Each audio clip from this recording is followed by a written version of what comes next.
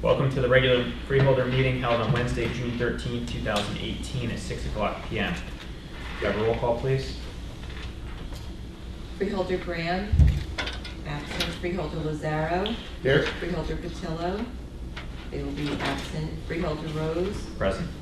Oh, I'm sorry. And Freeholder Yardley. Yes, here. Could I have a moment of silence and salute to the flag, please?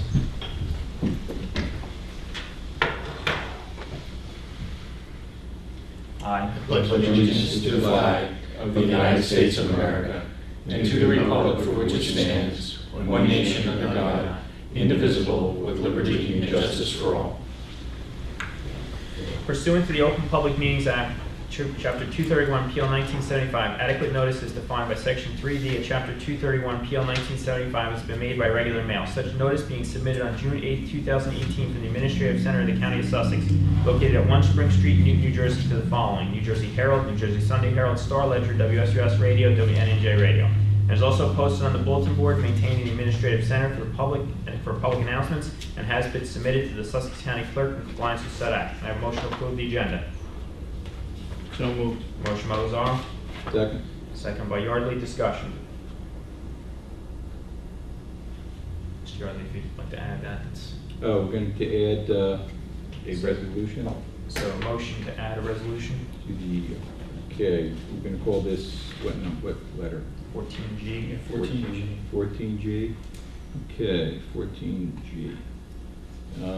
The resolution says, in opposition to reopening and renegotiation employment contract for the superintendent of Sussex County Technical School, superintendent of Sussex County Technical School has requested that Technical School Board of Education reopen and renegotiate his employment contract, and whereas the contract currently in place is unexpired, and whereas the concerns of the Board of Chosen Freeholders, the superintendent seeks to increase the salary, and whereas a portion of the technical school budget is included in the county budget for which the Board of Chosen Freeholders is responsible, and whereas the county budget for 2018 has already been presented to the public and adopted by the board, and whereas the Board of Chosen Freeholders finds that the superintendent's request would not be in the interest of the county and its taxpayers, and whereas the Board of Chosen Freeholders therefore opposes the reopening and renegotiation of said contract. Now therefore be it resolved that the Sussex County Board of Chosen Freeholders hereby oppose the reopening and renegotiation of the employment contract for the county, for the Sussex County Technical School Superintendent, and further be resolved that certified copies of this resolution will be forwarded to the Sussex County Technical School Board of Education and the Sussex County Superintendent of Schools. Motion by Yardley. Make the motion. Second. Second by Lazaro. Discussion.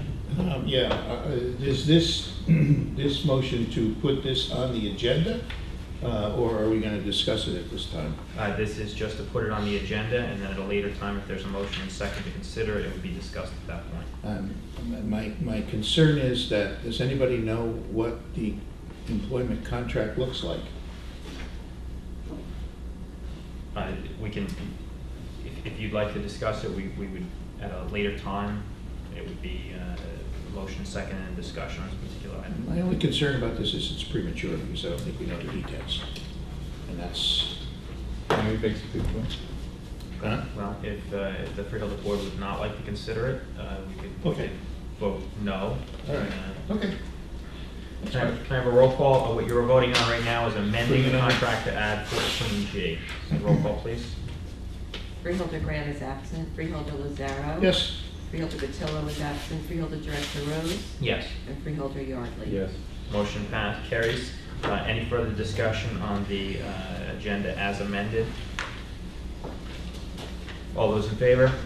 Aye. Those opposed? The ayes have it. The agenda is approved. Executive session. Resolution regarding providing for an executive closed session not open to the public in accordance with the provisions of NJSA 10:4-12 et seq. Whereas the subject matter about to be discussed may be excluded from the public portion of the meeting by resolution of the Board of Chosen Freeholders as an exception to the quote Open Public Meetings Act and quote pursuant to NJSA 10:4-12b. And whereas it appears necessary for the Board of Chosen Freeholders to discuss such matters in executive session, Now therefore be it resolved that the Board of Chosen Freeholders of the County of Sussex, in accordance with the provisions of NJSA 10:4-12B and NJSA 10:4-13, that the Board at this time enter into an executive session which the public shall be excluded, and be it further resolved that the general nature of the subjects to be discussed relate to the following items authorized by NJSA 10:4-12B as designated below. Matters related to litigation, negotiations, and internal-client privilege, specific PBA 138 Sheriff's Unit, in the matter of the guardianship of Sally DeNovia, Sussex County Division of Social Services of Adult Protective Services, and matters related to the employment relationship of the County Adjuster, County Treasurer.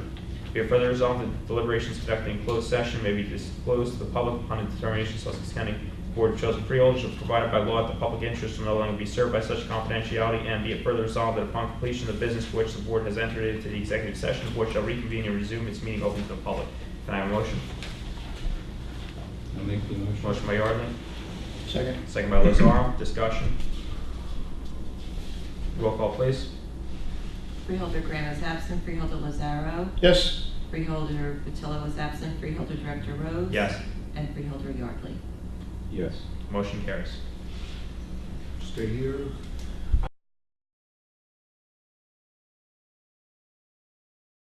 I have a motion to return out of executive session, return to regular order of business. Second by Lazaro, second by Graham. Discussion. All those in favor? Aye. Those opposed? The ayes have it. The motion is passed. We have several proclamations, certificates, and presentations. Proclamations in recognition of Ernie Hoffer for his years of service, in recognition of Eagle Scout Michael Reed Miller, in recognition of Judge Weber, in recognition of the Sussex County Arts and Heritage Council, in recognition of Elsa G. Borargo's 100th birthday. Have a motion? So moved. Second by Lazaro, second by Graham. Discussion. All those in favor? Aye. Those opposed? The ayes have it. Motion carries. Is Ernie Hoffer here tonight? Eric Eagle Scout Michael Reed Miller, his award was previously presented by George Graham. In recognition of Judge Weber, Mr. Lazaro, could you present that?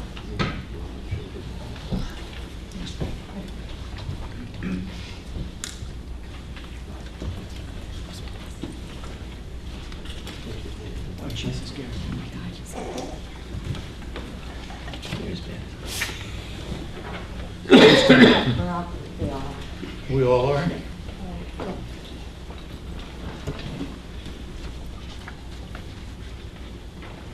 Wow.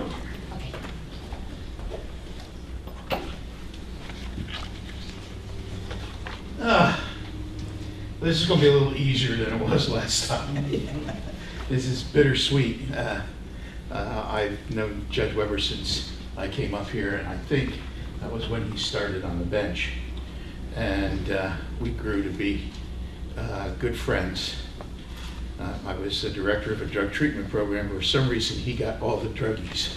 And he had to dispense with them one way or the other. And then we used to sit in the corner and talk, and he'd go, well, what do you think? Oh, look, I don't know what's going to happen. We got to give it a shot. We'll see if it works, and if it doesn't work, it doesn't work. If it works, then they go back to you. You go, well, I don't want them back. I said, well, we'll do our best to keep them from coming back to you.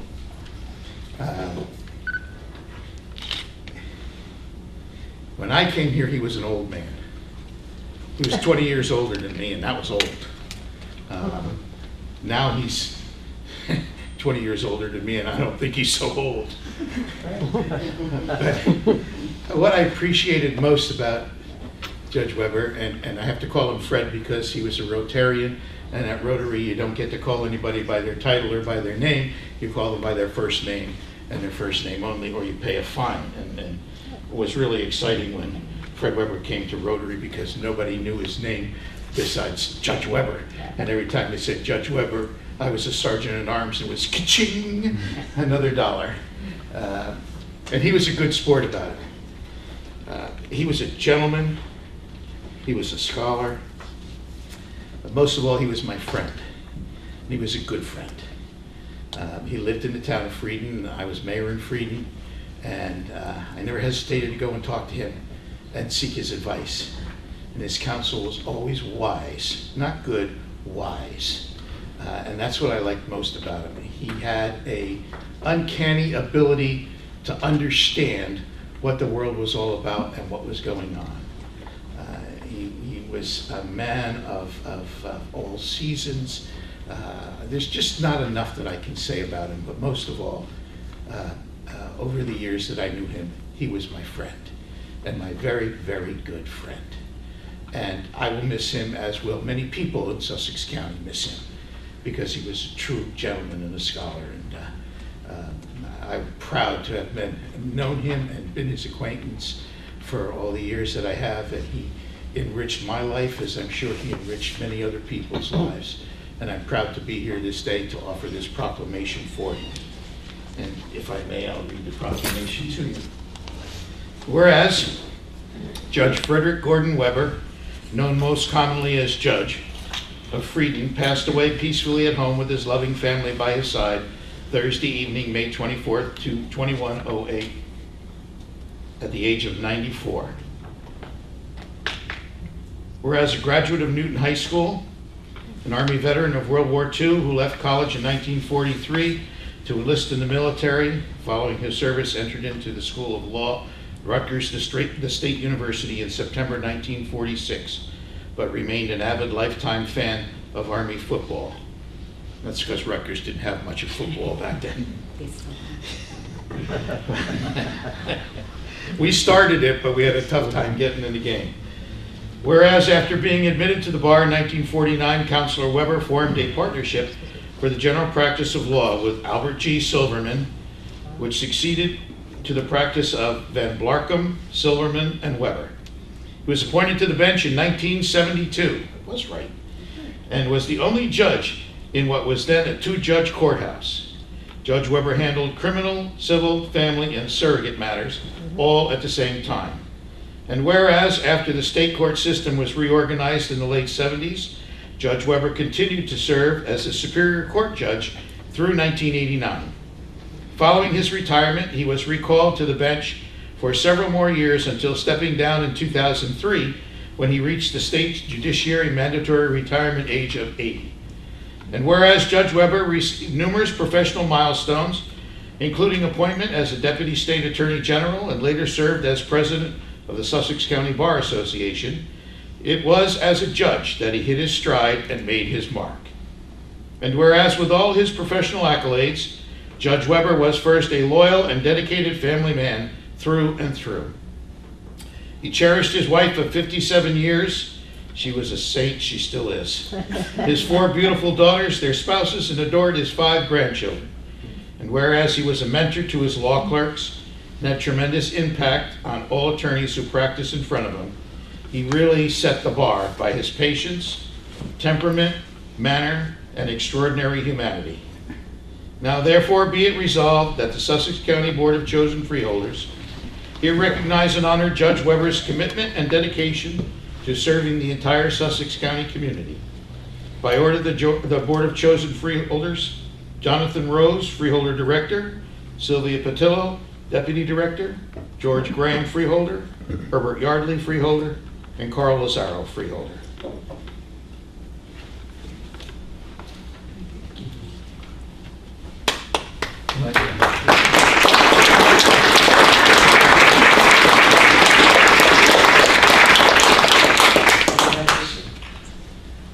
Sure. Squeeze it. I know it's not going to do it. You're nice.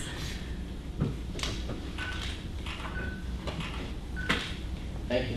Thank you. Thank you.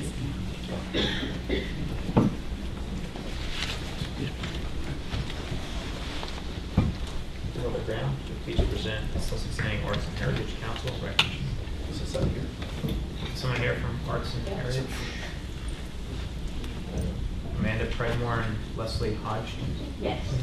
Call, please.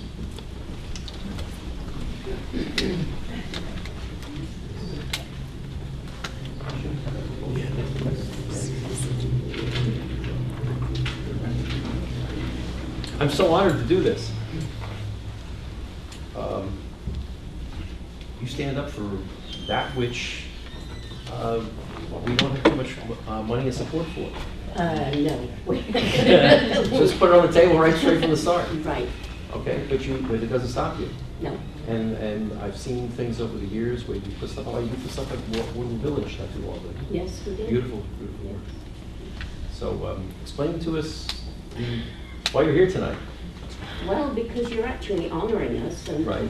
we're really, No, but I mean, explain, tell folks, what about the Arts and Heritage Council? uh, That's what I'm asking you. the Arts and Heritage Council really takes care of all the artists, designers, re-grant groups, musical groups, Newton Theatre, with a state representative. Yeah, but with the county representatives for the state to redistribute grants from the state. We are funded only really by donations. And we put on art shows, we put on competitions, we have workshops, and the art is always on display every 4 to 6 weeks. We change it. We're totally volunteer, and it takes a lot of people, a lot of volunteers to keep it going. Great artists. And Sussex County has some of the greatest artists I've ever seen. People come out from New York City to do the judging for the shows we have, and they go back with their minds blown away at the quality of the artists. Well, we have such a great campus, just looking at Sussex We do, County. yes, yeah. So, Well, let me read this proclamation. I don't use whereases. If you want whereases. no, I yes. don't want whereases. Jonathan does the whereas. Sussex County Arts and Heritage Council received the Silver Award for Best Arts Gallery in 2018, New Jersey Herald Reader's Choice Awards. Sussex County is a natural treasure for artistic inspiration. I think I just said that in different words. For more than 45 years, the Sussex County Arts and Heritage Council has been inspiring artists, writers, performers, and designers of all sorts to unfold their creativity and celebrate all that is Sussex County and all that Sussex County has to offer. The Sussex County Arts and Heritage Council plays a critical role in supporting nonprofits by re-granting funds provided by the state of New Jersey on the Arts in New Jersey Historical Commission to art and history groups throughout Sussex County. As an all-volunteer organization, the members of the council say that working to promote the arts is a true labor of love. Absolutely. Well, say it. You put me on the spot. I know, I like doing it. Absolutely. Absolutely. It's a labor of love, yes. It is apparent that Sussex County I'm sorry. That's okay. But I don't mind. She's good at it. But you're sincere, it's good. It is apparent that Sussex County residents recognize the dedication and support bestowed by the council for the Sussex County Arts and Heritage Council to receive this award, Best Arts Gallery in 2018, the New Jersey Herald Reader's Choice Awards. Now therefore be resolved that the Board of Chosen Freeholders thanks the SCAHC for their talents and passion to encourage and share the creativity of this amazing county.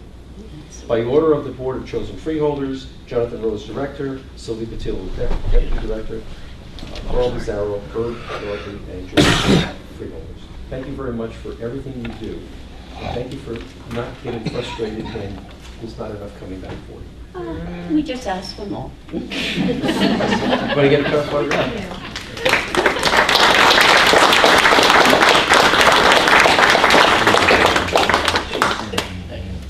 Thank you so much.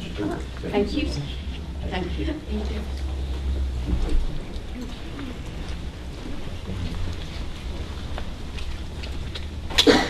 Please have, is Elsa here? Freeholder Yardley present recognition of Elsa G. Guerraro's 100th birthday. Her daughter, At the end, at the end. Well, what a pleasure. I don't see anybody over 90. Yeah. I hold this up. Wonderful. What's the secret? I don't know her secret. Love and the love of God. Whereas Lisa G. Gorordo, is that correct? Elsa. Elsa, Her I'm sorry. mother. Yeah, it's her mother. Elsa G. Gorordo A resident of Newton will be 100 years old on June 13, 2018, and whereas she was born in Cuba and was a middle school science teacher and a teacher of children with disabilities.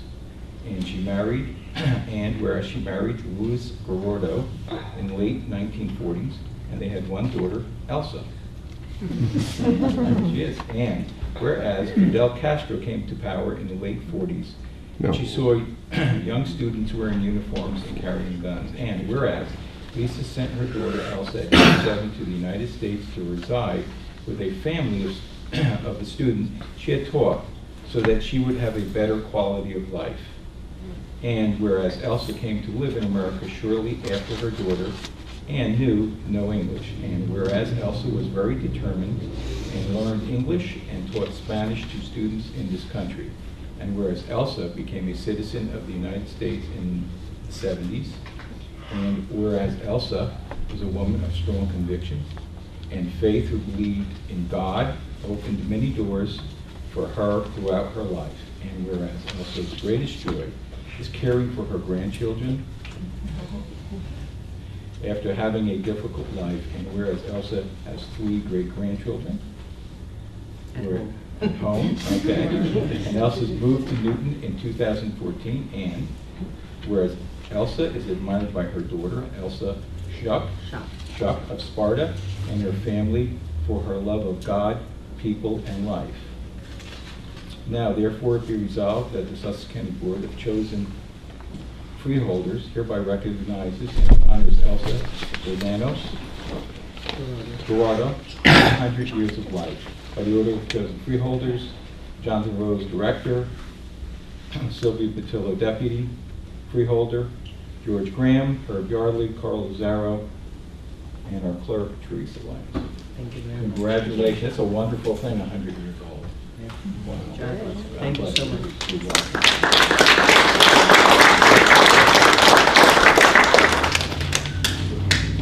Thank you. Thank you.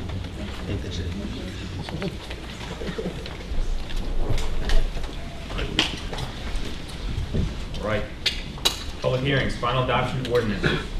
At a regular meeting held on May 23rd, 2018, we introduced for first reading the following ordinance, which was advertised in the New Jersey Herald issue of May 25th, 2018, together with the notice of public hearing stating to be held at this meeting at 7:00 p.m. Ordinance amending the previously established regulations governing road opening and access permits issued by the Division of Engineering for work within the Sussex County rights-of-way and work impacting transportation infrastructure owned or maintained by the county and augmenting the Sussex County land development standards. Have a motion that the public hearing be open. Motion. Motion by Graham, second by Lazaro. Discussion? All those in favor? Aye.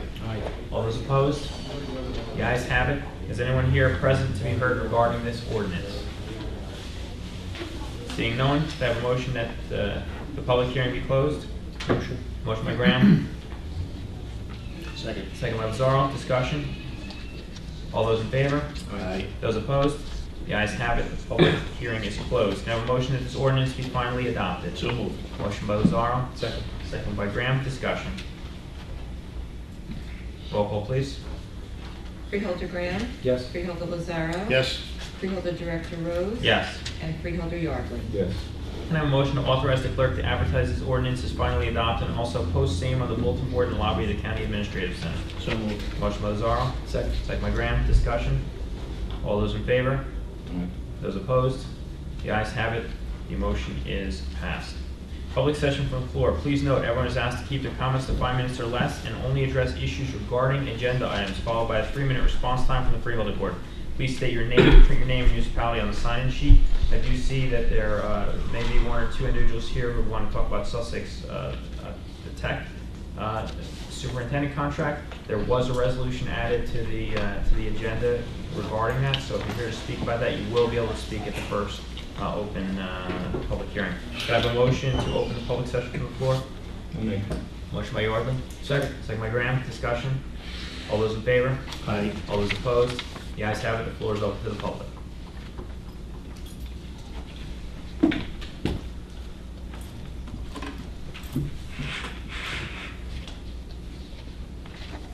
Hi, I'm Brian Ward from Sussex Tech. I am the union president at Sussex Tech.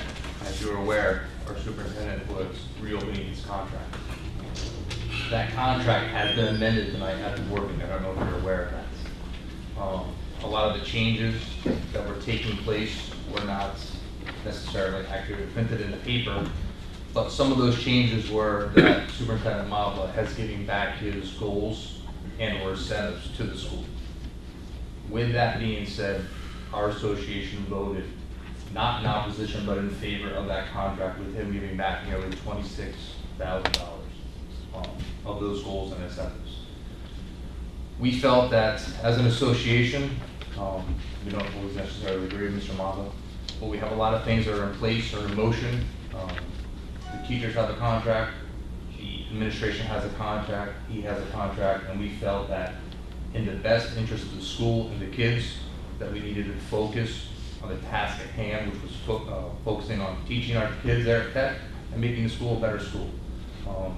So we gave him our vote. The board took that into consideration, and the meeting went well. But, thank you. Thank you. Anyone else from the public? Seeing no one from the public, I have a motion to close the public session. Motion to close. Motion by Graham. Second. Second by Lazaro. Discussion. All those in favor?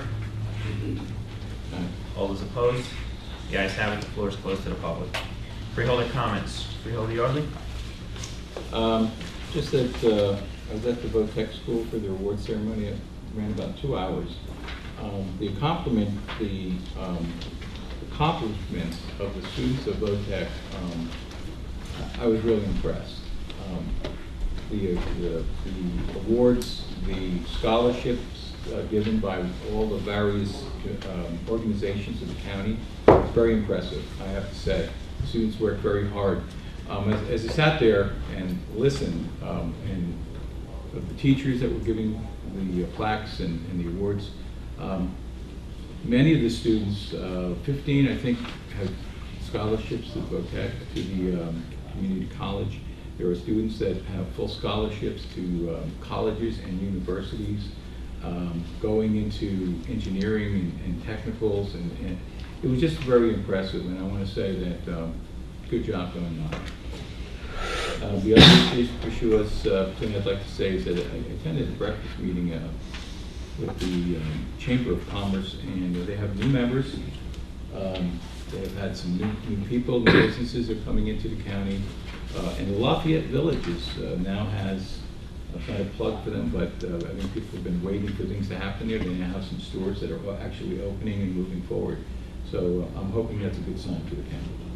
Thank you very much. Thank you, Mr. Yardley. Freeholder Lazaro? Okay. Make a note that it's the end of winter, if you haven't noticed. The Office of Bridge and Traffic Safety kept the county's 449 bridges, 15,000 signs, 1,700 pavement markings, and 38 electrical signals operational and safe, and is also in full swing carrying out spring basic tasks that have come out with them. I'm just going to give you a kind of an overview of what's happened in the last 6 months as the winter season report came out. Stop signs were replaced that were knocked down. Of course, people got to bounce off of things, and they always bounce off of traffic lights and stop signs. Traffic lights are most extraordinary to replace because all the electronics have to be replaced when they do that, and invariably when a car goes off the road, it hits that big box next to the traffic light, which has all the electronic stuff in it. All the pedestrian parkways or walkways on the bridges and by the side of roads are cleared by our county people, and so that they're fully in full array during the winter season. And the springtime of each year, the division comes out and has a post-winter storm cleanup. This year they had to clean up additional cleanup from Riley and Quinn, which came through and left a mess. I still have 5 trees down in my yard, and a mess that I haven't had an opportunity to clean up yet, and may take all summer to do. But the county was out there every day clearing roads, making the roadways passable when trees fell across the roads. If there's wires on them, they can't do anything until the electric company comes and removes the wires. So those trees will stay there on the road until those wires are secured and cleared. And then the county goes in, cuts them up, moves them off the road, and clears the roadway, which is why you may show up at a blocked road and say, why hasn't somebody cleared it? Well, it's probably because it's laying on wires and they can't be cleared until those wires are replaced and repaired. So there's also the asphalt repairs that come from plowing and the heaving of the roadways. They're out there constantly sweeping, cleaning. All drains have to be vacuumed, cleaned, and all the stone and sand and grit has to be sucked up out of there and cleaned up and done each time they go through there in the springtime. They're now in process of doing inspection on all the bridges and all the roads as to what happened with all the drains, those little things you see at the side of the road, those grates that collect stormwater, all have to be repaired, removed, replaced, or whatever. And the county is in process of doing that. All signs, pavement markings are inspected. New pavement markings are done. New lines are drawn on the road, are repainted. Emergency repair on traffic signals, that all occurs. Right now we have begun the crack sealing program.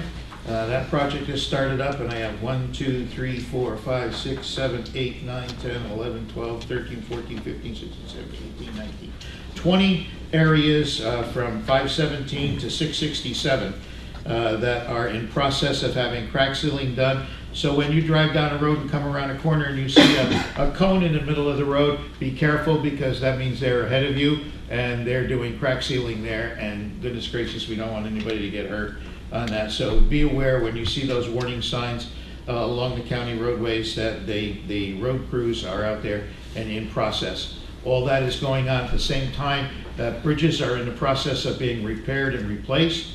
The bridge on 23 is still in process. The one up in Vernon is still in process. Hopefully that will be done in the next couple of weeks. I was through there the other day, and it is very annoying, but they're working on it as fast as they can. And that's oftentimes not fast enough for us, but they're doing the best that they can with it. And that's the outside contractor, not necessarily your road department. That they're entrusted with getting that job and getting it done well.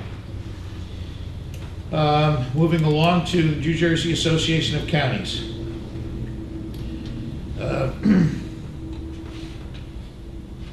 There's a big deal going on with the state of New Jersey's decade-long diversion of 911 fees. Now, I've spoken to this multiple times in this meeting from this chair, and very little gets done about it. This is a serious, crucial issue. And out of your phone bill, 99 cents is taken every single month from every single phone bill in the state of New Jersey. That's a lot of phone bills, to the tune of $120 million in telecommunications surcharges as a 911 system emergency response fees. The state has collected approximately $1.3 billion, with a B, dollars in fees since 2006, with only 11% of the fund monies being spent on eligible expenses.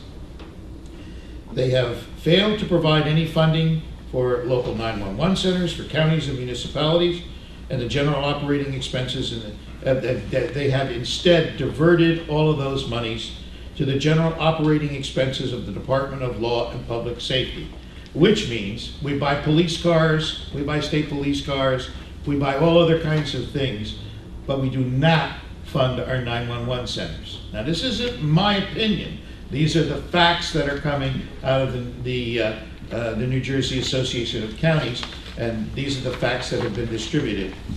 We have gone to multiple times to the legislature, and they won't do anything about this.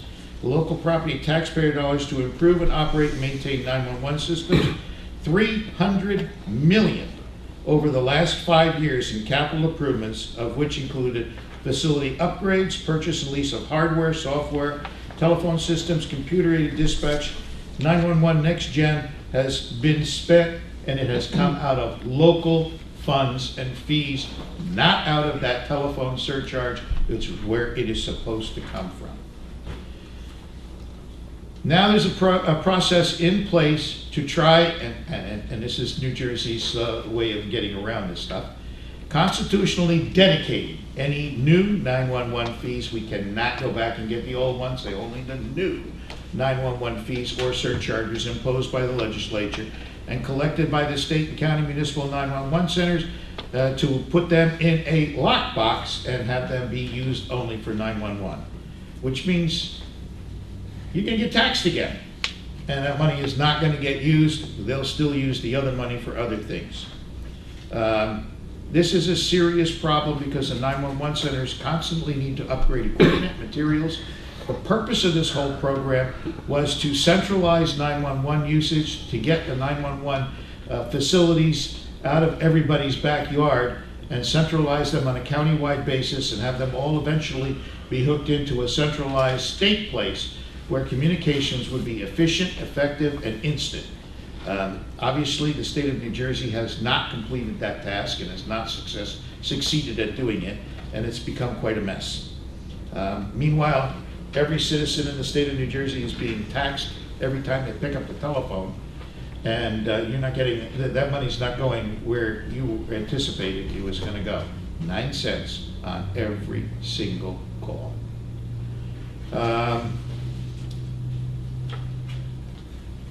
Governor Phil Murphy just appointed a shared services czar to study recommendations. You know where that's going to go.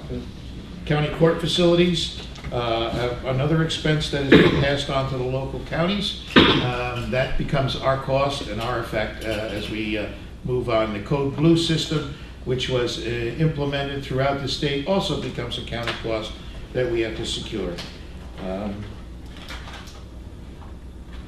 The other thing was they wanted to change the name of freeholders to commissioners. That has become an issue because there's a lot of confusion between the use of the word commissioners, freeholders, and there was a suggestion that they change the names to what they wanted to call them now. I don't know if they had another name for them. I don't remember what it was now. The 2% cap is in suspense. Nobody knows where that's going. But the sunsetting of employee health benefit controls implemented under Chapter 78, the practice of diverting $1.3 billion in 911 fees and restricting of the state and local tax deductions have become an issue for the state of New Jersey and therefore are being passed down to the counties. So that, again, is coming back to fall on the county freeholders and the legislatures. So that's the issue that's up for there. School aid has become a issue. The growth in caps that have been increased are set for 10% for district spending above their adequate threshold. School enrollment is down, yet school budgets continue to rise. That's going to become an issue for the state to deal with down the line because they're redistributing the monies, and the Abbott districts will continue to get an increased resources, and the rest of the state will defend for itself. That's how it's been for the last 20, 30 years, and it's been painful for everybody who's not in an urban area. And it will continue to be painful unless they decide to do it. Right now, everybody's locking up to be prepared for a shutdown of the state of New Jersey on July 1 because the legislature and the governor are at impasse as to where they're going to go and what they're going to do. Governor Sweeney has put forth programs for the school thing, and that's the biggest thing right there. But we are looking now at the governor's budget of $37.4 billion, which includes $1.5 billion in new tax hikes. It's Christmas in Trenton. And that's the end of my report. Thank you. Thank you, Freeholder. Freeholder Graham?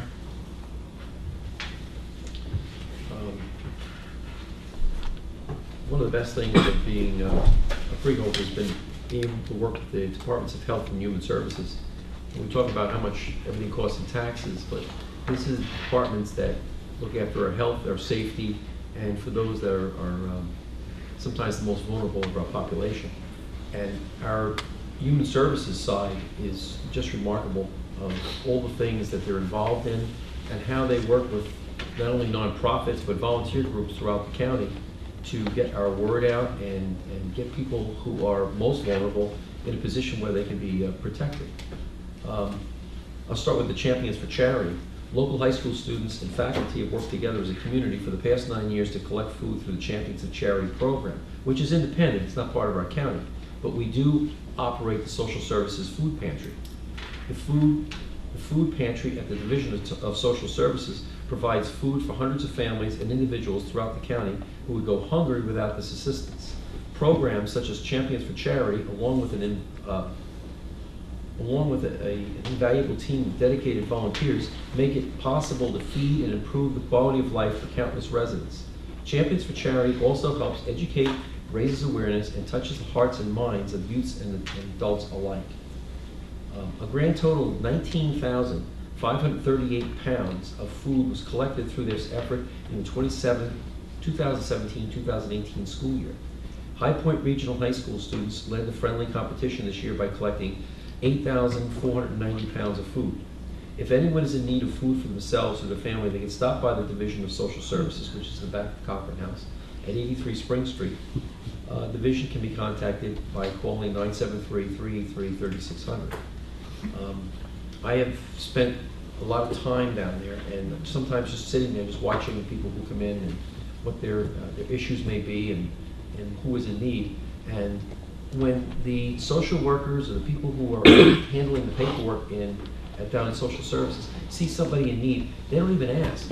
Many times they'll just have a bag of groceries or a bag of other materials and they just hand it to them walking out the door.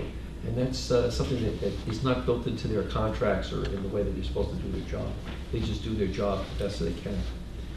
Another bright spot of the county is the Skylands Ride.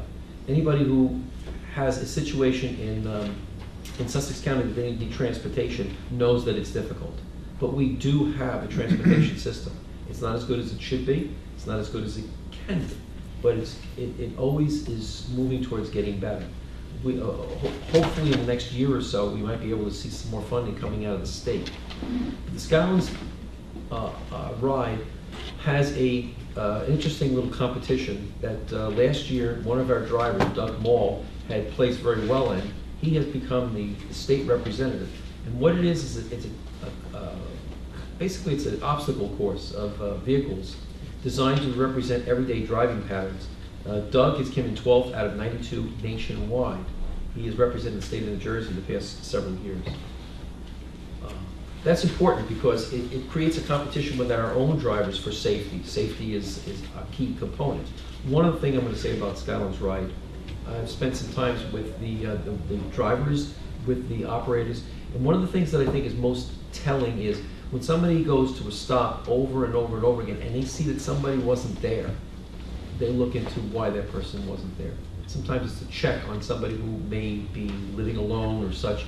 There's somebody that's just, he's there every day and he's not there, why isn't he there? And sometimes we do a well check because of that.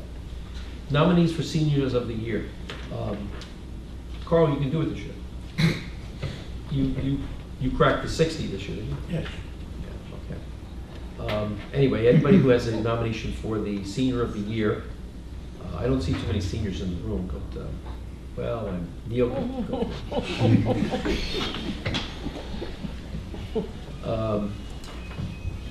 It's going to be held on August the 9th, 2018, from 9 o'clock to 1 p.m.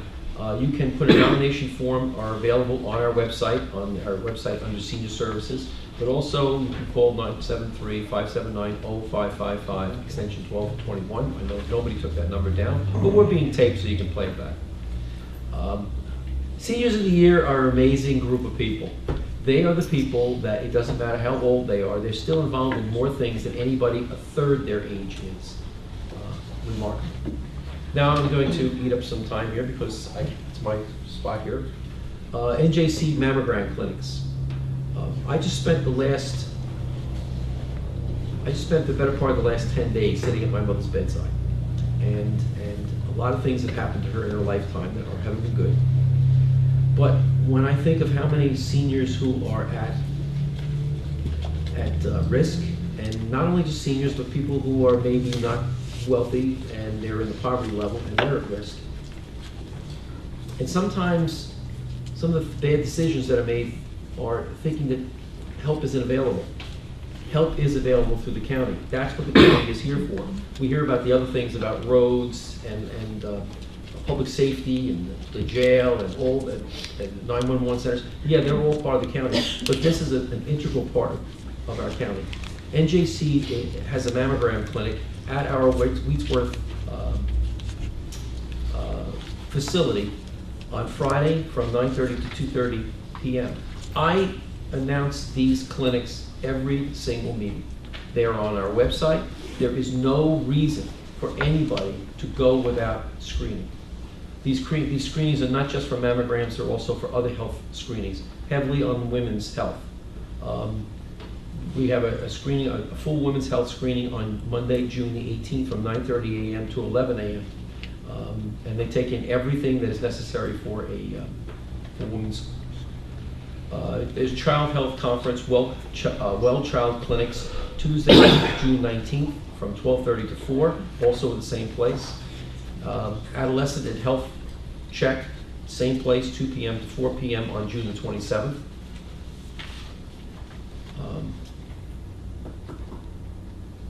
Let's see what else I'm going to cover here. The thing is that I've got 6 pages of stuff. I could go on here most of the evening and talk about all the things that the county provides. A lot of these services that are provided by the county are dictated by the state. The state dictates the counties must provide these services. But the services are only as good as the people who show up, and that's why we go out of our way to make sure of it. We have public health outreach at the Hopatcong Senior Center, the Brookside Terrace in Newton, the Vernon Senior Center, and Liberty Towers in Newton, going through the month. We have social worker outreach at the Farmers Market at the Franklin Senior Housing in Franklin. We have NJC outreach at the Sparta Food Pantry in Sparta. All right. Now I want to talk about the health department. There's a lot of faces in this room I don't ordinarily see, so I'm going to repeat what I've said many times here before. The health department is more than just the person who goes in and measures the temperature of the potato salad. They're the ones that make sure that your food is safe. Supermarkets, restaurants, delis, carts, you name it. Last week, there was a fair, a festival supposed to be in Sparta on Sunday, not Sparta, Stanhope, and it was a rain out. But it didn't stop. The health department was mobilized. It was last minute call, but they were there to make sure that everybody is safe. When you go to the Hampton Diner, or you go to the Sparta Diner, or you go to any restaurant in the county, they have been checked, they have been validated, they've checked for the protection of our food, they protect for the protection of our water. It's an extremely valuable resource. I know that if you want to know more about that, talk to Herb. Herb may have spent a little time doing this himself, but I get a chance to talk about how wonderful this department is. I think that's about it. One more thing, on a personal basis. I was very honored a little while ago to receive an honor from something called the Mosaic Award from Project Self-Sufficiency. Project Self-Sufficiency is a wonderful organization. For anybody who has difficulty in their lives where things were going along and things didn't go along so well after a while, Project Self-Sufficiency is a place to call. Not only are they the intake for a 800 number that any service that you need in the county, but they're also a place that helps you with moving on your education. Very, very valuable for single parents. They have a daycare center over there. It's a complete nonprofit. They also have a section where if a young woman is trying to get back into the workforce, they have clothing. They'll give you clothing that you need to go for your interviews and get on your feet. So I very highly recommend anybody who needs their services to give them. Thank you. Thank you, Freeholder. I'd just like to congratulate both former freeholder Richard Bowden and freeholder George Graham for winning that Project Self-Sufficiency Mosaic Awardee for 2017. Congratulations to you both. Very impressive achievement. Freeholders, please review the consent agenda. After you reviewed it, the board of chosen freeholders of the County of Sussex has reviewed the consent agenda consisting of various proposed resolutions and determined that adoption of the said resolutions is in and will further the public interest. If any freeholder would like to remove an item to be considered separately, please do so now. Okay, 4G, that's the one, the newest one on here. 4G? That's not in this. That's not in consent agenda. 14G? Okay. We're not up to that yet. Not there, okay. Is there like another item removed? Nope. Then if no one has any items to remove, could I please have a motion to approve the consent agenda? I'll motion. Motion by Graham, Second. second by Lazaro. Discussion. Mr. Koff? Yes, Resolution A, these funds will be used for the temporary assistance for needy families along with general assistance and food stamps. Resolution B are funds that will be used by the prosecutor's office in support of victims and witnesses of crime. Resolution C is a modification to our federal aid award for safety enhancements to work that was done along County Route 622 as part of the 2015 High-Risk Rural Road Program. Resolution D provides for additional paving necessary along County Route 517 through the Township of Sparta, the Borough of Ogdensburg, and the Borough of Franklin. Resolution E and F are both the resolutions that authorize the agreement with Blue Cross Blue Shield for the county active employee and retiree health benefits.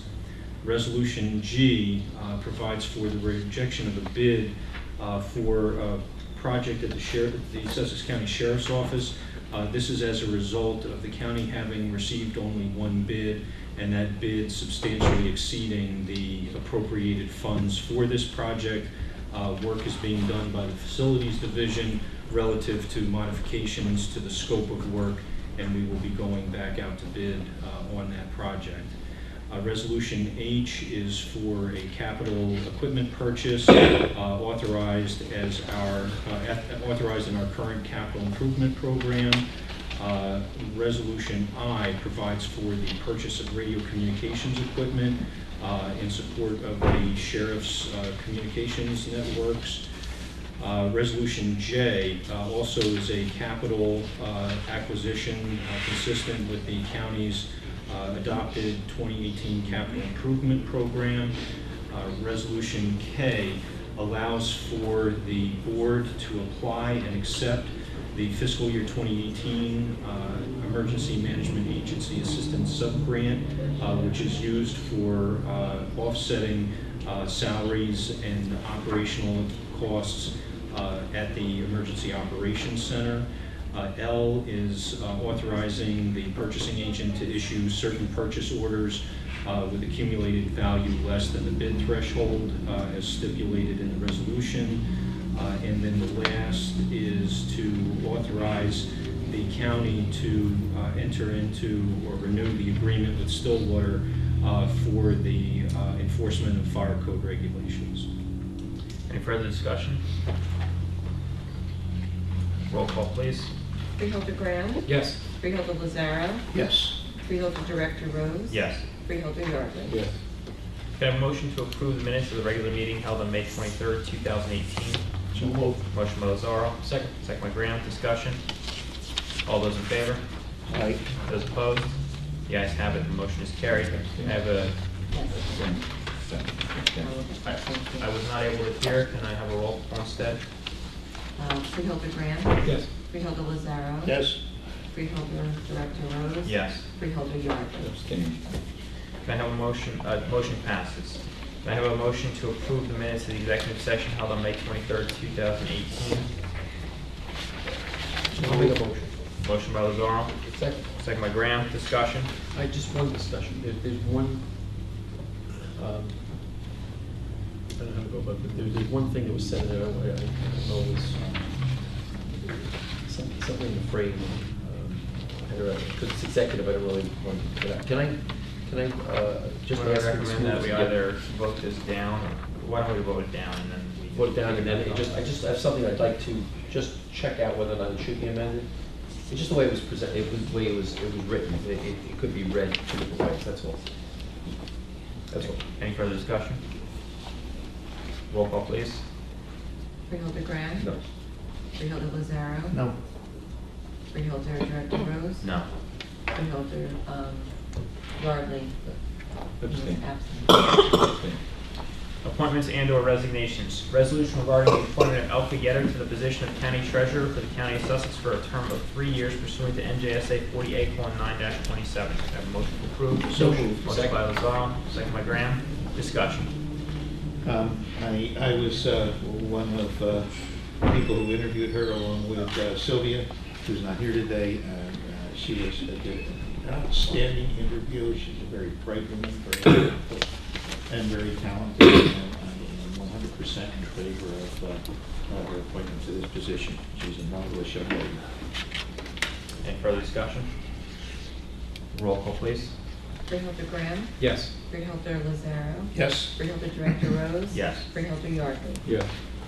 Freeholders, please review resolutions A through G, and when you are satisfied, please make a motion to pass one or all of them. I'll make a motion on all. Motion by Freeholder Graham, Second. second by Lazaro. Discussion. I'm asking for P, be told. Yeah. 14G, so if you'd like 14G to be pulled, the procedure to do that would be to make a motion to amend the original motion to delete 14G.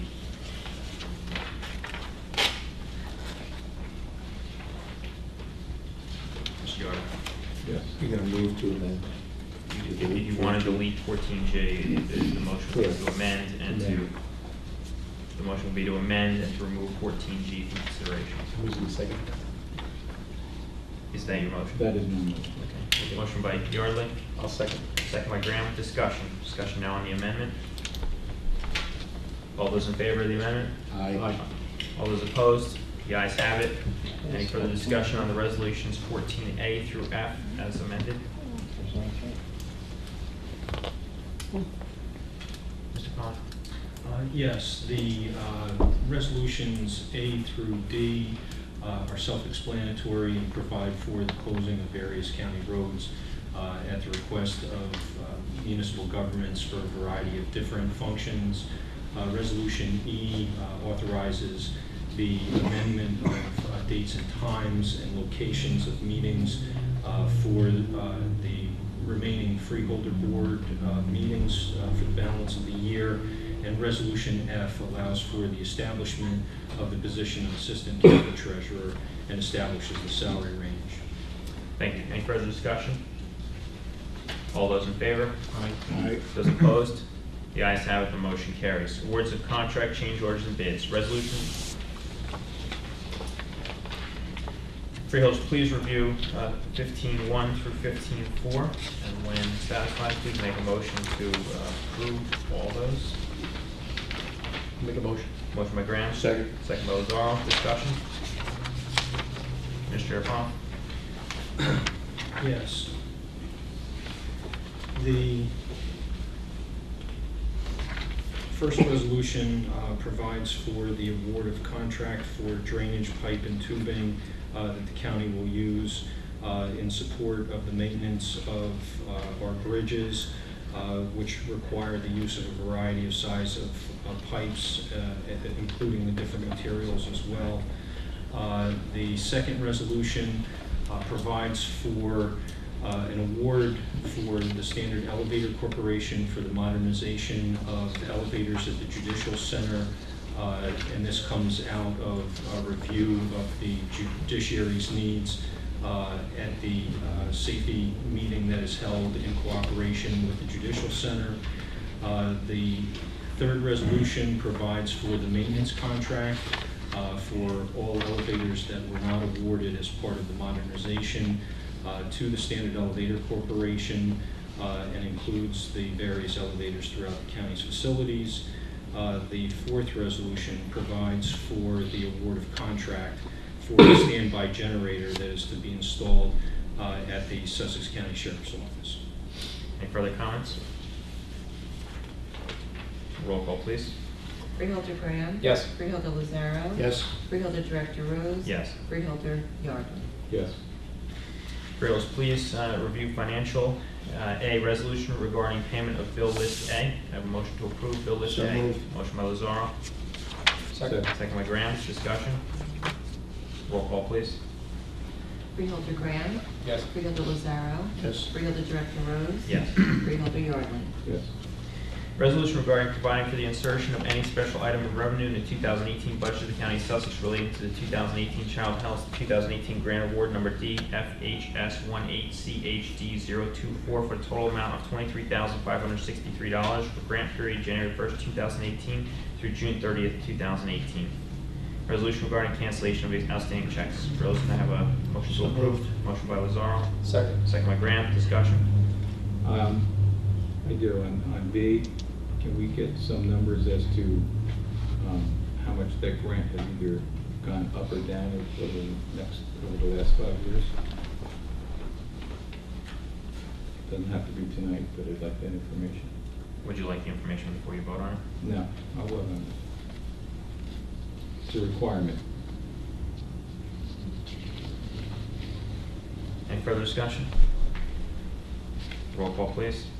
Freeholder Graham. Yes. Freeholder Lazaro. Yes. Freeholder Director Rose. Yes. Freeholder Yardley. Yes. Personnel, freeholders, please review the personnel agenda and please make a motion to approve. When satisfied.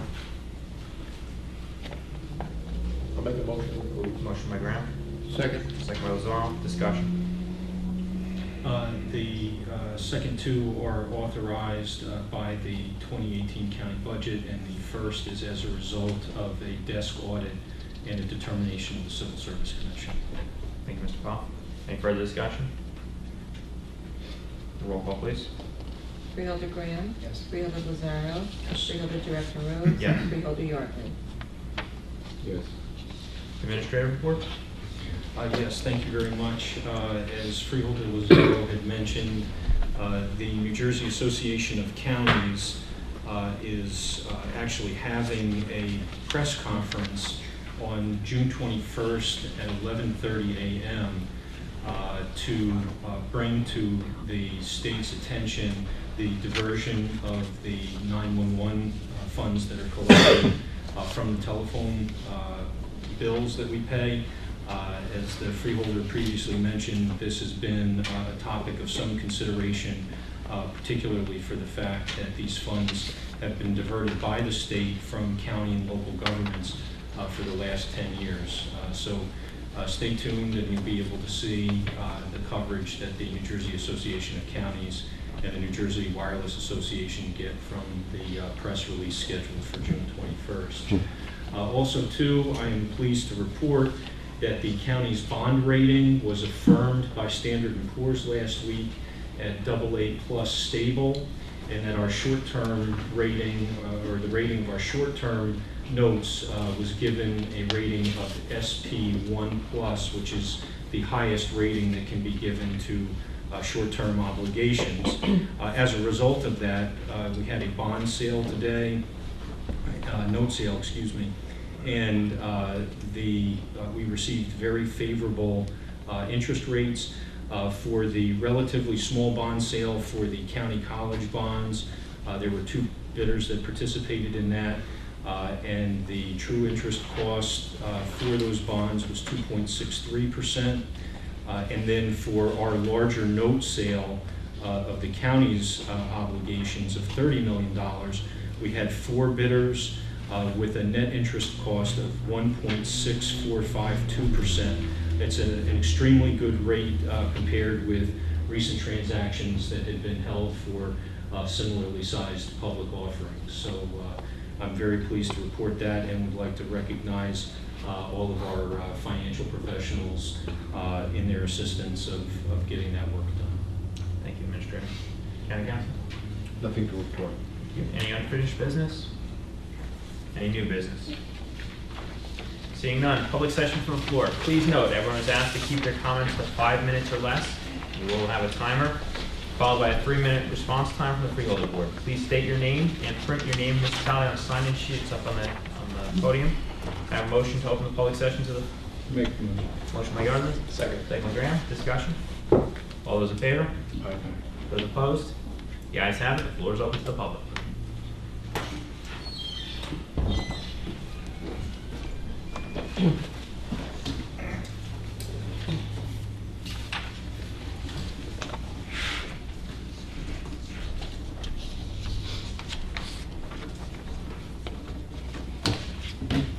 Good evening, I'm Ken Collins from Andover Township. The ugliness of bigotry stands in direct contradiction to the very meaning of America, President Hubert Humphrey.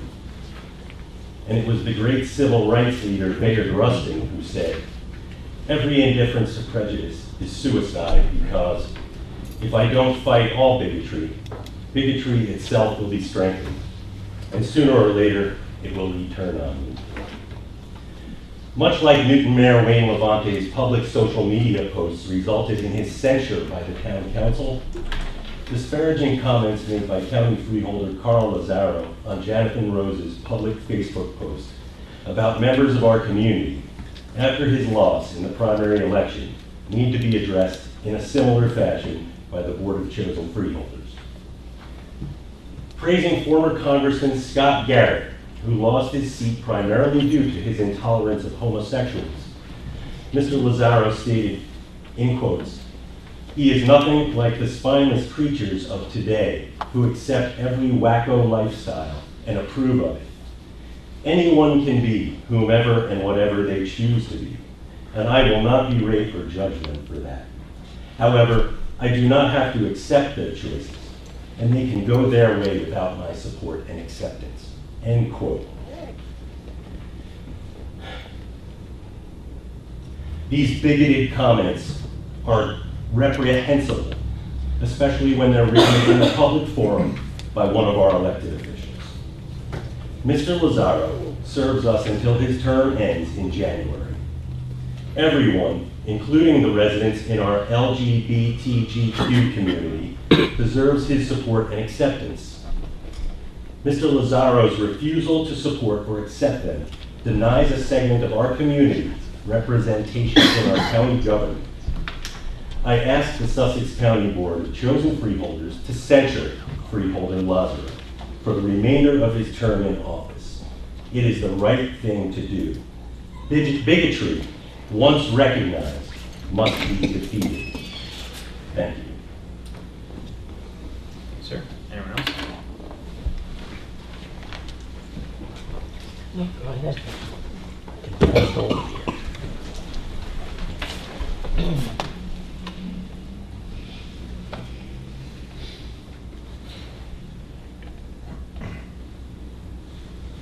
Jackie Staple, Hardison Township.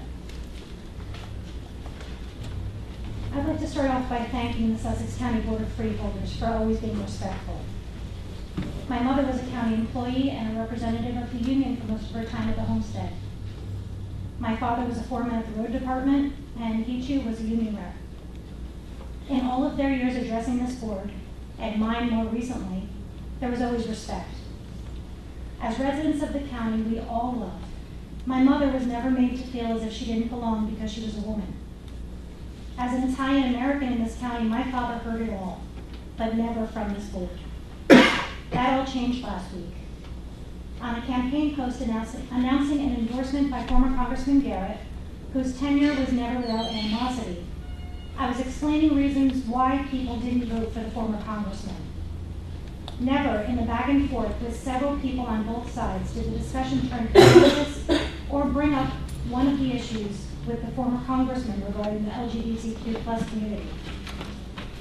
That was until Freeholder Lazaro decided to tell everyone how he really feels about people like my grandfather, uncle, and my son. To quote Freeholder Lazaro on Scott Garrett, as Kenny did, he's nothing like the spineless creatures of today who accept every wacko lifestyle and approve of it. End quote. As if that weren't enough in a time when women's rights are front and center, he continues, quote, "Now hear me well, young lady," end quote. Young lady, as if to put me in my place. He continued, "Anyone can be whomever and whatever they choose to be, and I will not berate or judge them for that. Thank you for not bullying. I'm not sure how to take that part." Still he continued, "However, I do not have to accept their choices and they can go their way without my support and acceptance. And that is why we're here today." 20 years ago, we all watched when Matthew Shepard was beaten, tortured, and left to die. I've met his mother, Judy. My son is gay. Should I or he have to worry that if there were an issue he needed to address by this board, that my 14-year-old son will be treated differently because one of our democratically elected officials looks at my beautiful, talented, amazing son in the way that those two murderers looked at Matt Shepard. I understood the way my grandfather was treated when he came out in the 60s. It was really a different time then. My uncle never found the courage to even tell his siblings what they already knew. 20 years later, I shouldn't be crying about Matthew Shepard, but looking in my son's eyes, I can't imagine how people like Freeholder Lazaro are allowed to perpetuate hatred like this. I'm asking for this board to not just censure Freeholder Lazaro, but ask for his resignation for the remainder of his term. We are one Sussex County. You attack one group, you attack all of us. Our LGBTQ plus community shouldn't be concerned about fair treatment by this board. Thank you. Thank you.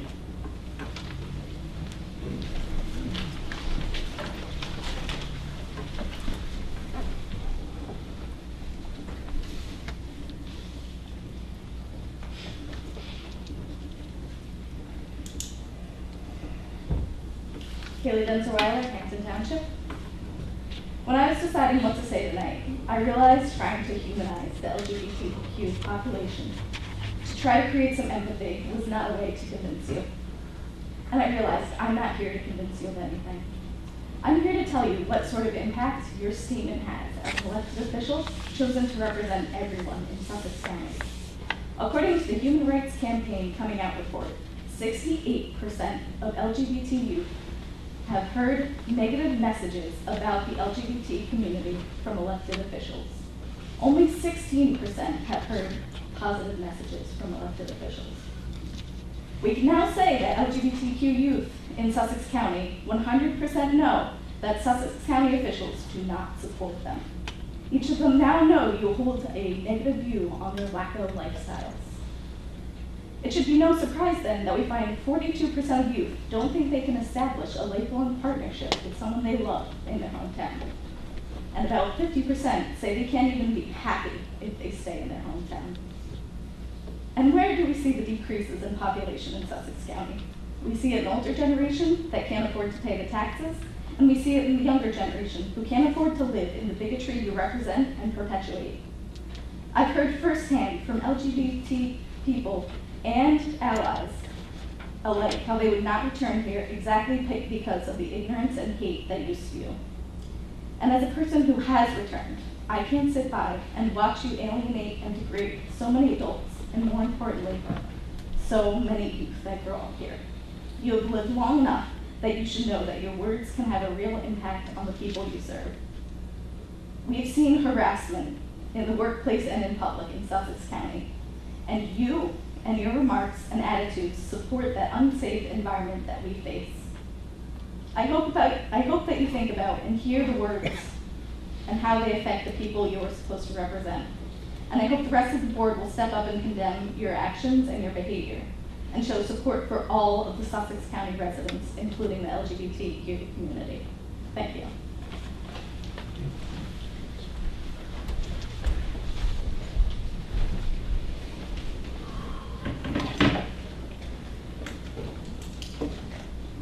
Zoe Heath, Vernon Township. Before I read my statement, I would like to recognize that I am that LGBT youth that Kaylee was talking about, and there are many more of us in Sussex County. As an intersectional, nonpartisan organization, Sussex County National Organization for Women would just love to invite Freeholder Lazaro to see just what kind of wacko lifestyles are happening here in Sussex County when we come together in celebration and solidarity at this month's LGBTQ Pride Rally on June 23rd, right outside on Newton Green. Rather than divisiveness and condensation, what you will find with people that are in love, as well as children and adults of all ages identifying as themselves. We hope you will attend and learn from our constituents who, regardless of their sexual orientation and gender identity, are worthy and deserving of far more dignity and respect than what your Facebook comments imply. We, like everyone else, deserve nothing less than true equality and will not settle for anything less. Not today, not tomorrow, and certainly not in November. We hope that you will attend with an open mind, ready to learn from LGBTQ residents and our allies who have just as much right to live and love in here in our home as those practicing quote-unquote traditional lifestyles. Thank you.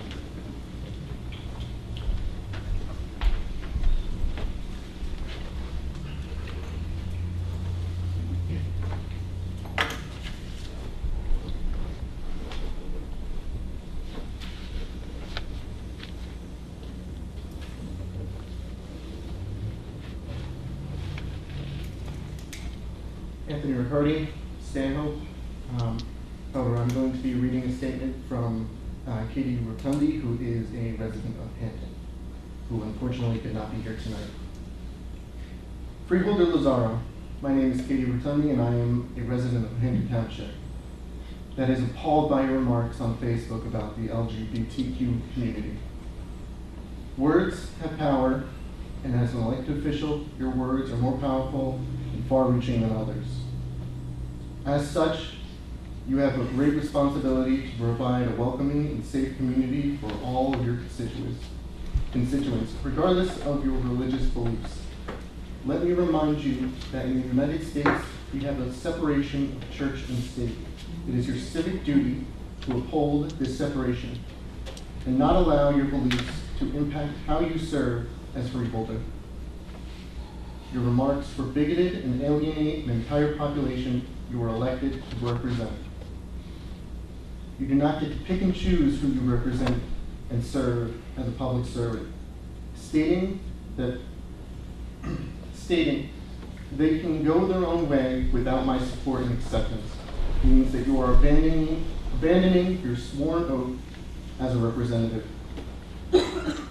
I am disgusted that you pointed to your Christian beliefs as a reason for your disparaging remarks, because as someone raised as a Catholic, I know that according to Christian beliefs, that judgment is reserved for God and God alone, and each person is to love thy neighbor. This is bigotry cloaked in a warped interpretation of Christian beliefs. Hate has no place in Christianity or government. Your words are dangerous. They open the door for others to think this behavior is acceptable and perpetuate hate and discrimination towards an already marginalized population. As a member of the LGBTQ plus community in this county, I will hold you accountable during your remaining days in office. I promise you that. And I will keep my promise, unlike how you broke yours, to equally represent residents of Sussex County. You owe your constituents an apology. You are unworthy of your position and you should be ashamed of yourself. You represent all of us or you represent none of us. I hope that one day you will open your heart to others and no longer use your religion as an excuse to perpetuate hate. Respectfully, Katie Rotundi. Thank you. Thank you. Anyone else?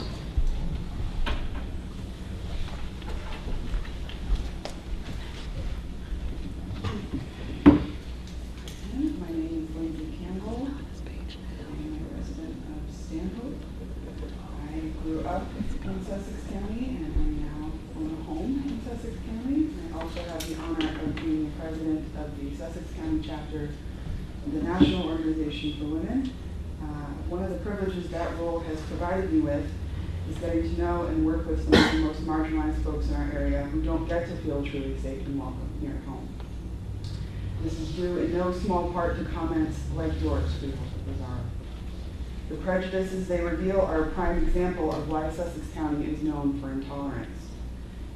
And hear me well, Freeholder Lazaro, if the concerned reactions I got from friends and colleagues to my Sussex County home purchase are any indication, the number of people moving into Sussex County rather than out will not rise until we earn a change in that reputation. A context of intolerance is no place to build a fulfilling life. And I have no doubt that the number of vacant houses here will only increase until we change for the better. It's long past time to grow into a truly equitable future that we can be proud to welcome everyone into, with people of all walks of life giving the equal respect they deserve. And so I also ask that this board censure Freeholder Lazaro for his comments, which have no place in any respectable community today. Thank you. Thank you. Anyone else?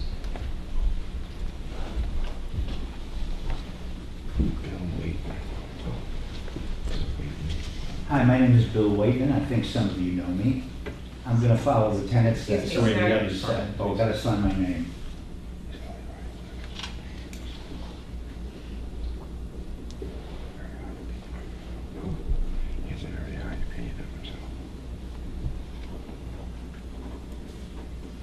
Thank you, Mr. Wade. 1968, I worked in the campaign of Robert Kennedy. I was in West Virginia when he was shot.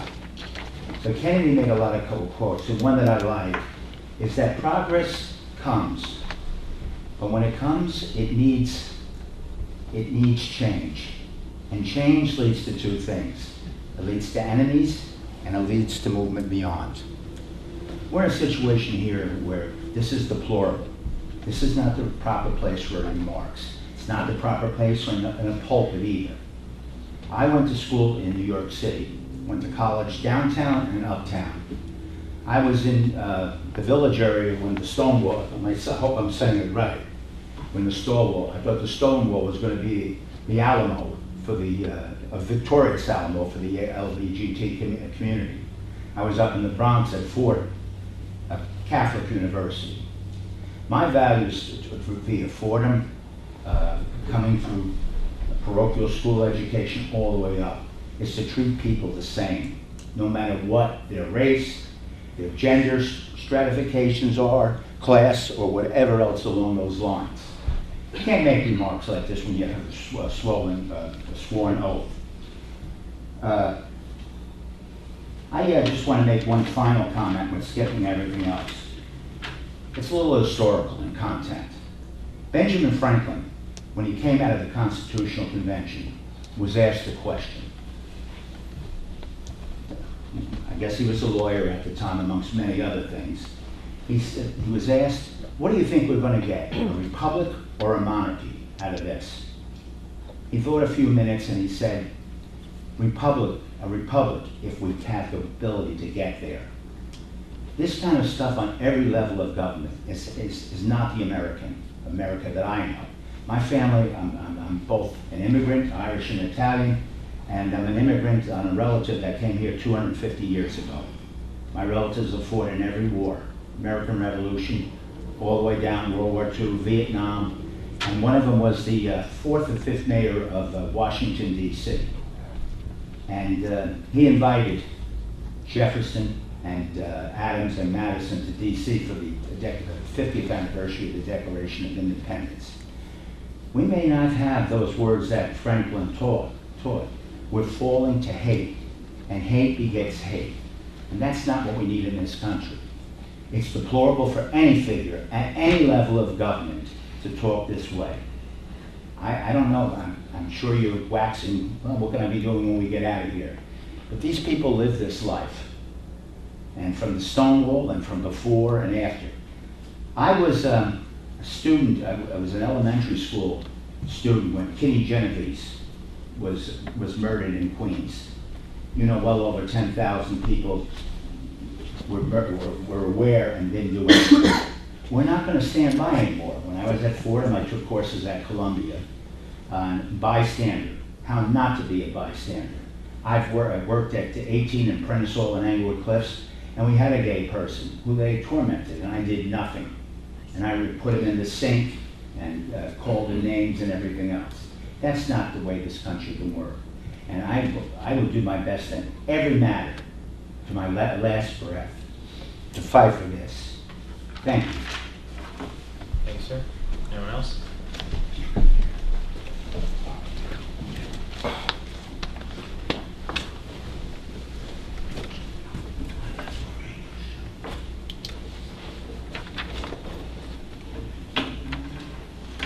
Good afternoon. William Hayden, Frankfurt. I come up here in defense of the First Amendment. Freeholder Lazaro, you are allowed to have your opinion. People can disagree with it. Without you being allowed to have your opinion, this country is not what it was intended. It was founded on having rights, the First Amendment being one of them. To say that there is a separation of church and state is completely false and incorrect. There is no establishment of religion.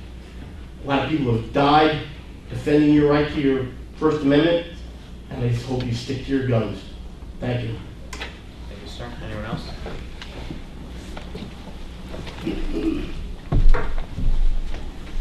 My name is Neil Penny, Green Township.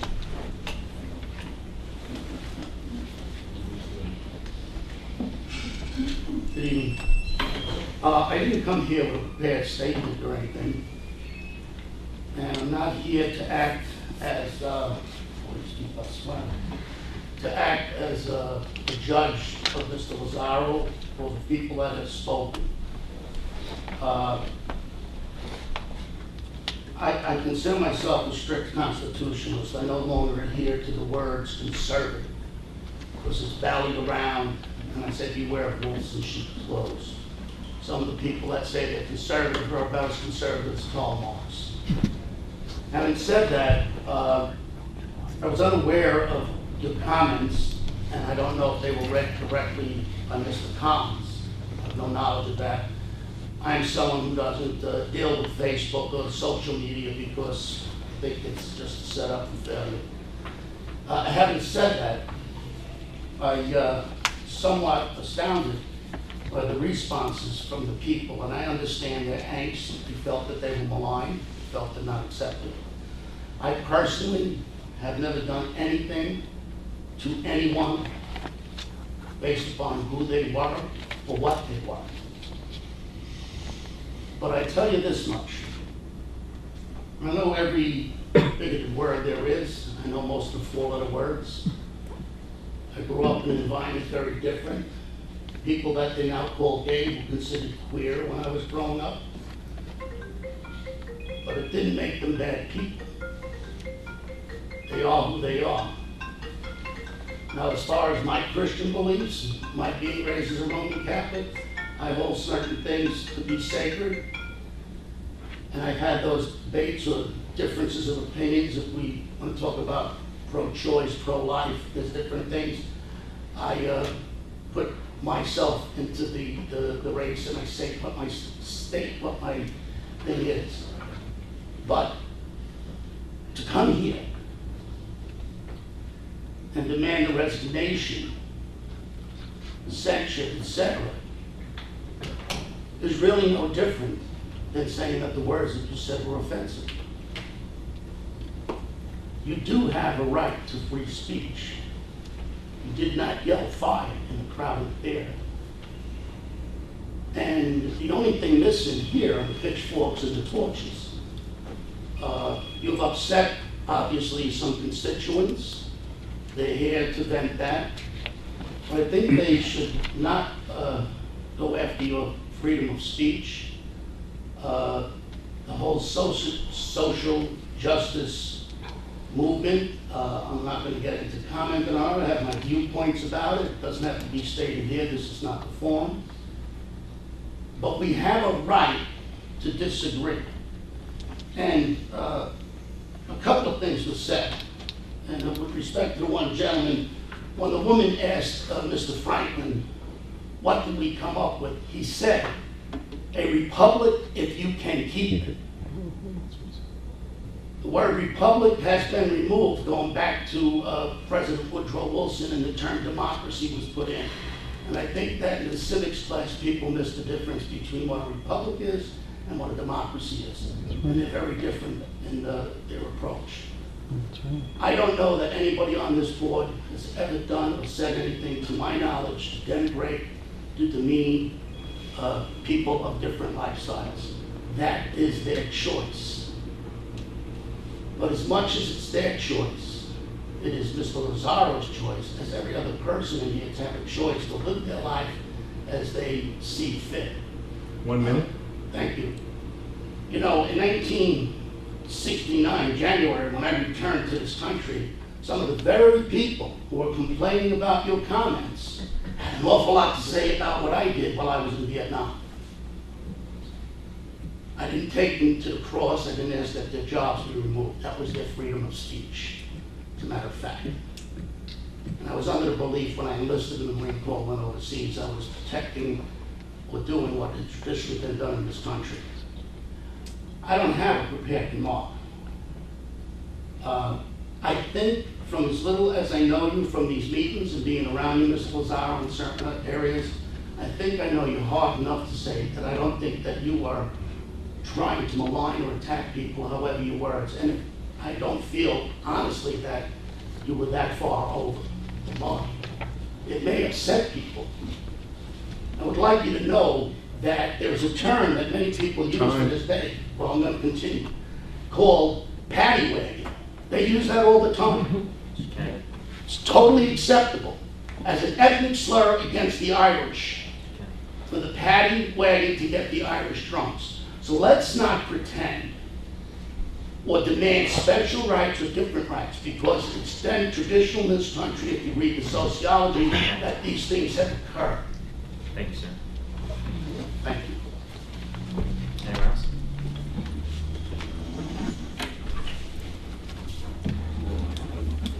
My name is Jason Bone, and I'm from Stanhope. And if you forgot me already, I forgot you, but anyway, I'm okay. I just wanted to point out to everybody, I'm a graduate student at Rutgers, Newark, where I study American history. I focus on empire studies and labor studies. That according to the IRS, in section 3401C, an elected official is considered a government employee. And according to the 2006 Supreme Court decision of Garcetti versus Tabalos, government employees are not protected by the First Amendment in the same way other people are. When you're speaking in capacity of your as elected official, when you are elected official, you are presumed to be speaking in that capacity when you're speaking publicly. So as a freeholder, you made those comments. And unfortunately, the right-wing First Amendment sidestep you guys have to take doesn't work this time. And I really appreciated your highly partisan report earlier today. Thank you. Thanks, sir. Anyone else?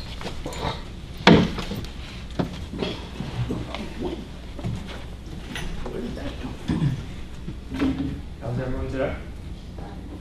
Wayne Levanti, 5 East Stewart Street, New Jersey.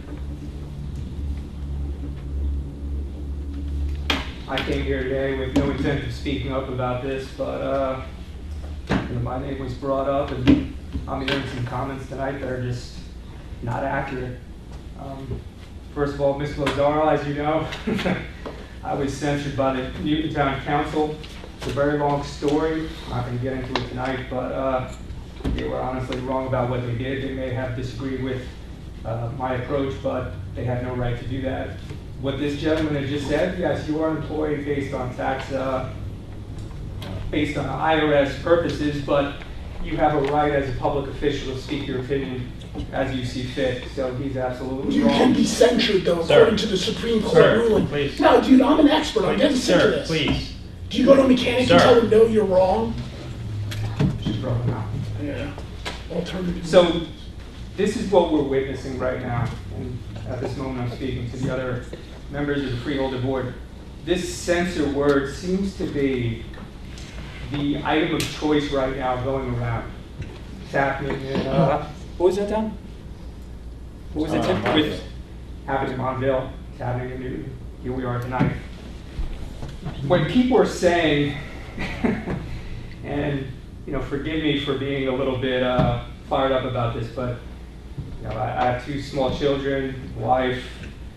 When people say that they're going to hold you accountable, what that really means is you're going to harass you, intimidate you, defame your name, regardless of if you apologize or not. Death threats, threatening your children, things of that nature. So I hear what they're saying, and look, I'm more of a libertarian when it comes to people living their lives how they want to. Fiscally conservative, but hey, this is America. You have the right to pursue your happiness.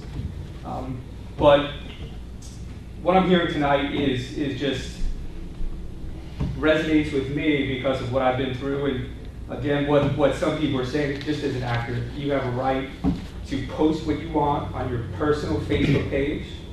It wasn't a government page, it was your page. You have the right to that, whether people agree with you or disagree with you. Your colleagues have no right to censor you. Your attorney might have a different opinion about it, but it was your personal page with your personal comments. If the election didn't occur a week ago or 2 weeks ago, I would sit here and say, let your constituents decide whether or not you deserve to sit up here. But for your colleagues and for the public to come, well, not your colleagues, but for the public to demand your resignation or demand that you be censored because of this.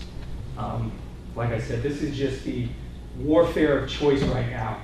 And I would just appreciate if your colleagues would recognize what's going on throughout the state of New Jersey and the country right now, and appreciate the comments from the public, but Mr. Lazar did nothing wrong. We might disagree with his comments, but it does not deserve any type of censor or request for resignation. So, thank you. Thank you, sir. Anyone else from the public? It wasn't on his Facebook, it was on someone else's. It's personal account. Any other comments from the public? Sorry, would you like to? Joe, well, I'll just clarify to. Sir, if you would just say your name. I'm sorry, Jason Stanhope, New Jersey, Jason Hope. According to the Supreme Court of the United States, I mean, I'm not on the Supreme Court, so, but when a public employee makes statements pursuant to their official duties, they are not speaking as citizens for First Amendment purposes, and the Constitution does not insulate their communications from does not insulate their communications from employer or constituency discipline. You're absolutely incorrect. It's the Supreme Court, dude. You're incorrect. Go take your snowflake and sit down.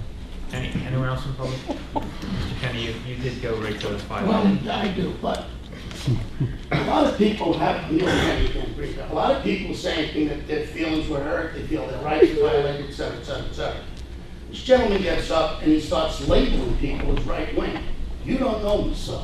I didn't label you, sir. Please. I didn't label you, Address the sir. comments. Yes, you did. Please. No, I address the didn't. comments. You said the right wing and you pointed right at me. I didn't point at you, Sir. I pointed at the. He also established himself as an expert, and I would like to see his paperwork on proving that he's an expert. Going to school and getting an education does not make you an expert. I have well beyond my master's degree as well. Does not make me an expert on certain affairs, regardless of the area of study. So I think that fair enough on that one. Anyone else from the public?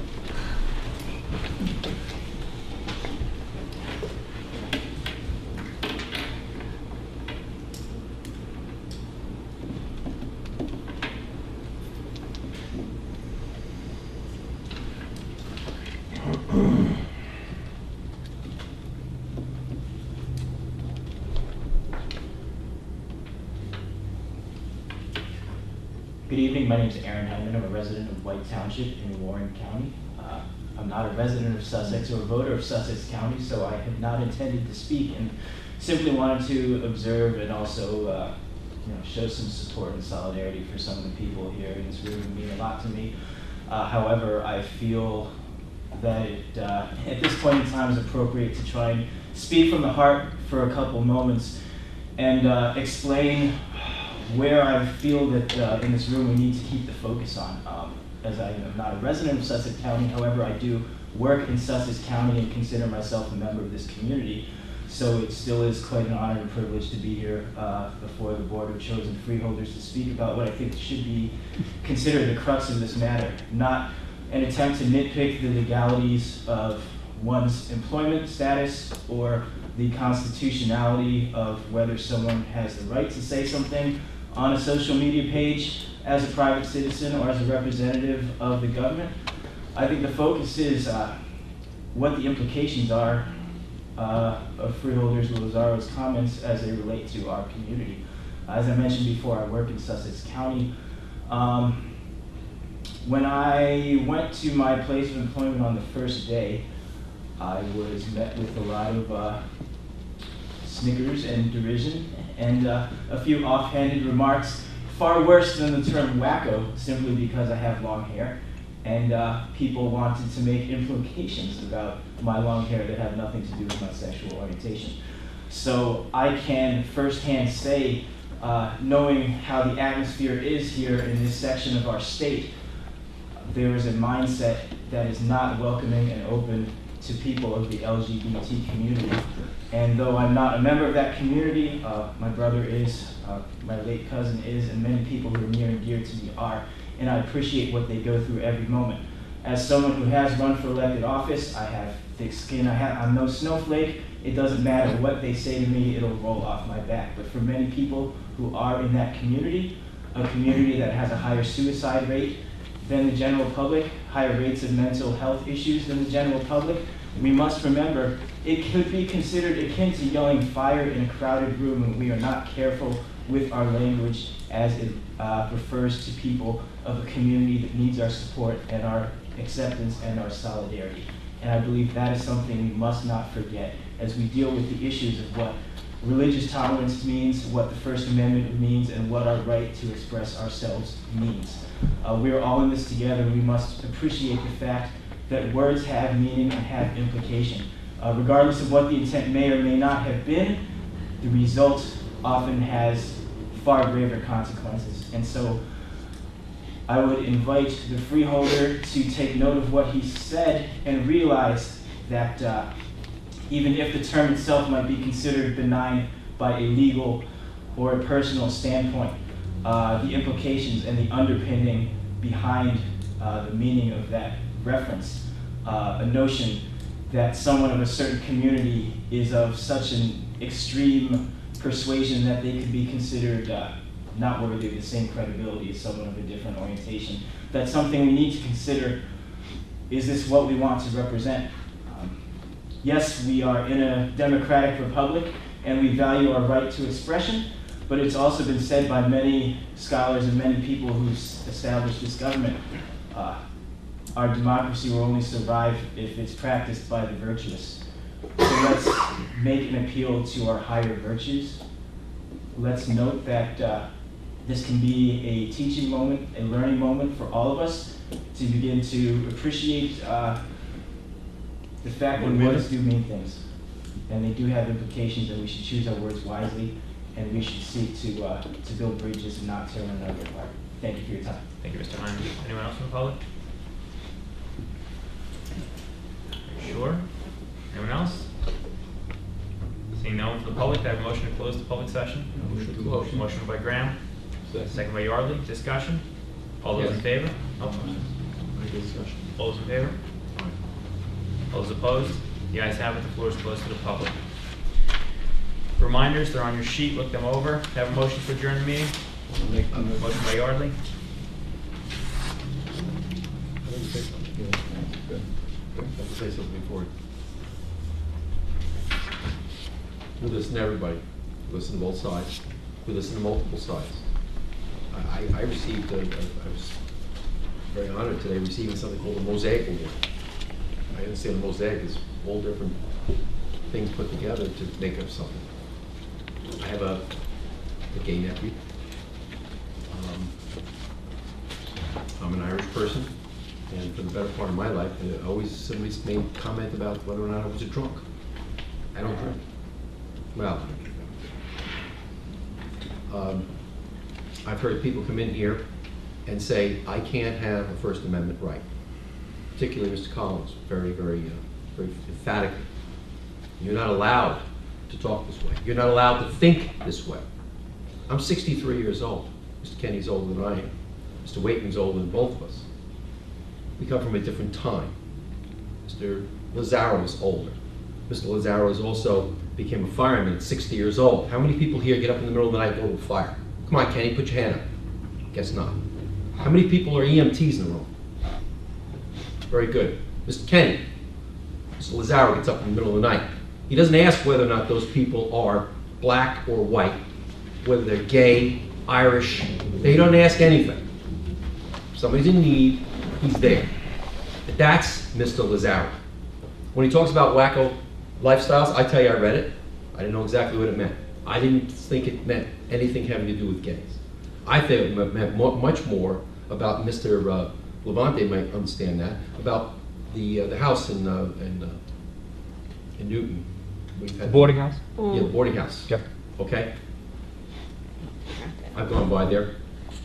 I've seen how people dress. I've seen how people act. I've seen how people get high over and over again. Mr. Lazaro was a drug counselor in 1972. I was in high school in 1972. Mr. Lazaro worked for, what was the name of the place? Odyssey House in New York City. He saw it all. The people that he saw that died may not have died of drug overdoses. Today they may be the ones that died of hepatitis. That is a lifestyle.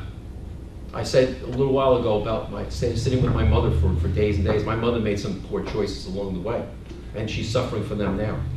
You can call it wacko lifestyles, you can call it lifestyles that just didn't take you where you needed to go. But if you want to condemn a person's ability to have First Amendment rights, then I do not want to be part of this republic. I've spent the better part of the last 40 years defending this. And Mr. Waitman talked about Robert Kennedy's campaign. Yeah, I also handed out flyers in that campaign. And that was when things were really bad. Things are bad today, but for crying out loud, we keep making up more and more reasons why it's bad. You know, we all go home to our big screen TVs. We all go home to our comfortable houses. And the lady in the back who said that we are losing population from Stanhope, I live in Stanhope. I know it's a very, very inclusive community. I know that because my next door neighbors are inclusive, all around me. No, it's my turn. It's my turn. It's an inclusive community. If you're going to take a response of a man who was defending his friend, and you're going to turn that into a cause of celebrity, fine, you can do that. If you want to turn it into a political grandstand like you did, that's your right. That's your First Amendment right. You had your 5 minutes. I'm taking mine right now. But if you're going to take away my First Amendment rights, I don't want to be part of this. I refuse to be part of this. I'm upset because there's no reason for this. We are in our world today is complicated. You can't be defended from, you can't be insulated from every single thing that happens to you in your life. And those of us that are older know that. Those of us are younger have to learn that. But Carl Lazaro never said anything about a person. Not a thing was said about a person. Just quit interpreting words to the way that you want those words to be said. They weren't said that way. And as for you being an expert, you're not an expert. So the next time you want to be an expert, get a degree in what you're an expert in. I'm working on it, but you defunded my education at Sussex County Community College.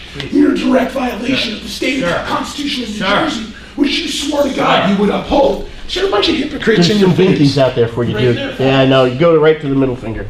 All good. Is that his age or his IQ? Please, Mr. Kennedy. I'm sorry, I've broken all the rules myself here. Okay, I got my 5 minutes? Well, I'm going to take some of Mr. Kenny's time. Look, folks, you know, somebody said it a long time ago and everybody laughed at it, you know, why can't we all get along?